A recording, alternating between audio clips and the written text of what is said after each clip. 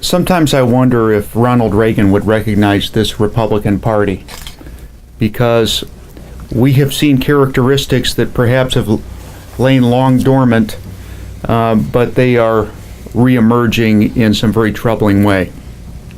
We've seen a lot of events here in this session, a lot of motion, some bills that are distractions, other ones that are flat out boring.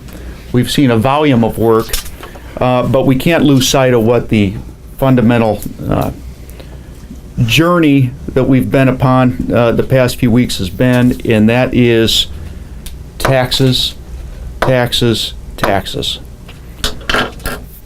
We've seen the largest tax increase in history proposed by the House Republicans and passed through one House of the General Assembly. That is remarkable in and of itself. A 10-cent gas tax increase, unlimited tolling on the state's thoroughfares, and let's not forget there is a $1 cigarette tax increase contained in the state budget. We're at this position because they have decided to treat the state government as a bank. They've allowed the surplus to grow while our infrastructure has fallen into disrepair. They've given away tax breaks to the wealthy and people that don't need them. And as a result, they're here asking for more out of people's wallets. That needs to be noted, and that needs continued debate as it gets over in the Senate. The other thing that is remarkable is the continued radical march in the arena of education. Once again, we see major spending on their initiatives that includes more testing, more voucher schools, more unregulated charter schools that are largely untested and unproven, and it's all wrapped up in the same pot of money that is very much needed by our traditional public schools, of which many are facing cuts yet again.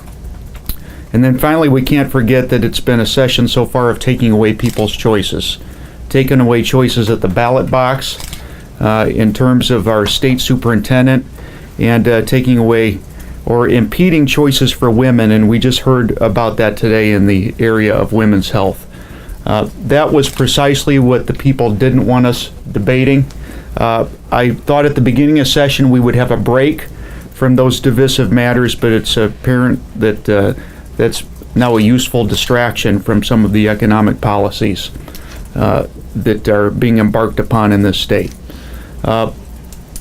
As always, there are some things that are not entirely negative. We've seen some worthwhile work on the issues of drug abuse. We've seen some work on the issues of public health that the governor initiated, and I think that those things are okay. We've also seen the sort of genesis of some efforts to develop certain regions of the state, like Northwest Indiana, that are looking to improve Indiana's only commuter rail line.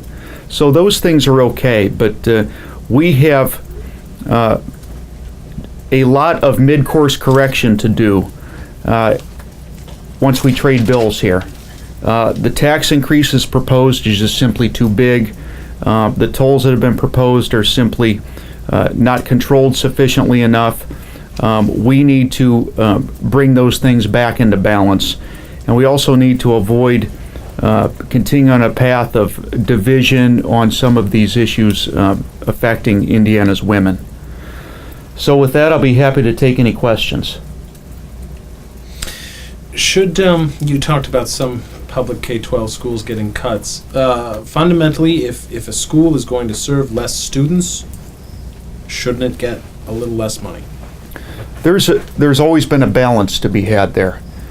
We recognize that some school corporations have money or have fewer students and require fewer resources and fewer teachers, but at the same time they also have countless fixed costs. And we've done a better job in previous administrations of ensuring that they have an opportunity to adapt to some of those demands. And once again, we're not doing it. And we're also seeing cuts to rural school corporations this time. We candidly don't have the choice resources that they hope to see, and they also don't have the degree of charter school choice options that have been advertised in other areas. So I hope that the people of rural and small town Indiana take a close look at what some of the priorities have been. And of course, it goes without saying that some of the wealthiest school corporations in this state, who already are blessed with plenty, make out very well in this school distribution formula once again. So there's a balance, and the balance isn't being met. And as I said on the House floor, the other sort of dilemma with the House passed budget is the traditional public schools, the voucher schools, and the charter schools, and the virtual charter schools, all wrapped into the same pot of money. They need to be separated as different line items so we can assess their performance individually and connect it to the dollars being spent. That's fair. I don't understand why they won't do it. Perhaps they don't want that story to be told, but that would be a simple and achievable solution to ensuring that. By some miracle, the Republicans agreed to halt the ongoing corporate income tax cuts. Would you then be amenable to the tax increases found in House Bill 10,000 or 100? If there is fairness, and it was going to do as much good as has been suggested, we take a pragmatic view of these things. If people are going to, if that type of revenue is going to be raised and it's going to go back into local communities to make them more prosperous, that has to be considered. But right now they have a lot of imbalance. It's falling entirely on workers and consumers, and everybody benefits from infrastructure investment. And that includes the businesses of Indiana. We all have a role to play, and I don't think that they're recognizing we all have a role to play. Sorry, I just want to follow up one thing in there. You said the idea of the money flowing into local communities. In the House Democratic road funding plan, you flipped the ratio from 53-47 state local to local state. Right. If state roads cost more money to maintain, 65, 70, 80, 94. So shouldn't they get more money? Well, they may cost more to maintain, but local communities can do work more quickly. When you have new revenue sources, they can employ those resources at an expedited rate. State projects sometimes take years and years and years. The additional revenue would be of value to them because it's not, and still to a significant degree, because it's not going to be expended all at the same time. Local communities have more ongoing maintenance needs, and we also have to look at our cities again as engines of economic growth. I'm not sure that we are, and that's why we prioritize local roads. Mr. Leader, now that we're at the half, looking at the variety of education issues that have come before the House and the Senate, how do you think Dr. McCormick's work and her administration's work so far has gone? We're still pretty early on, but what are your thoughts so far on how that is going? I'm not familiar with any of the work that she's doing. The work that is happening on education is happening in the House and Senate chambers, and it's what we've seen is it's a little less for public education, a little bit more for vouchers and charters. I don't see her flying around the state and objecting to those changes. That's the work I would like to hear, which is someone to be a brake on the wholesale upending of our educational system that we encounter every single session. If it's her aim to just be go along, get along, and whatever Representative Baining says or whatever Senator Cruz says is A-OK, I don't know that she's going to have a major role to play. Mr. Leader,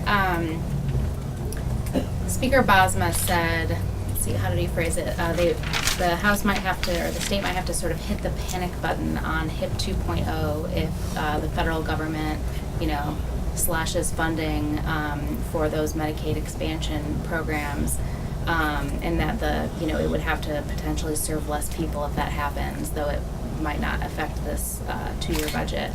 What are your thoughts on that issue and how it could impact the state?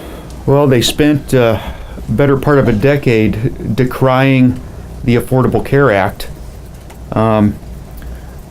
It's funny that now we find ourselves in a position of having fears that those forces have led to an inhabitant of the Oval Office that is going to make those fears a reality. I mean, they knew this all along, that it was Obamacare that had allowed the HIP 2.0 system to go into place. And maybe what would prevent that would happening would be a little bit of realism here in Indiana and in Washington, D.C., that it's a system that requires improvements, but it doesn't require being pulled up from the roots and thrown onto the fire. That's going to cause consternation not just here in Indiana, but throughout the nation. And it's going to add to the ranks of the uninsured and drive up health care costs even more. So as soon as they get realistic about that problem, we maybe can allow some of these worries about our HIP 2.0 program to subside. And that includes all of them. What's your sense of the role Governor Holcomb is playing this session? I think he's approaching it as an Indiana governor typically would. I think Mitch Daniels was a bit of an exception. He came here on a day one, had a very aggressive agenda, but particularly on the roads bill, for him to maybe step back a bit, observe the public debate, find out who's taking fire from the public and who isn't, and then adding his weight once he's identified those weak points and strong points. I don't think that's unreasonable. I suspect we're going to be hearing from him more as we get closer to the end of session. I don't have a problem with that approach.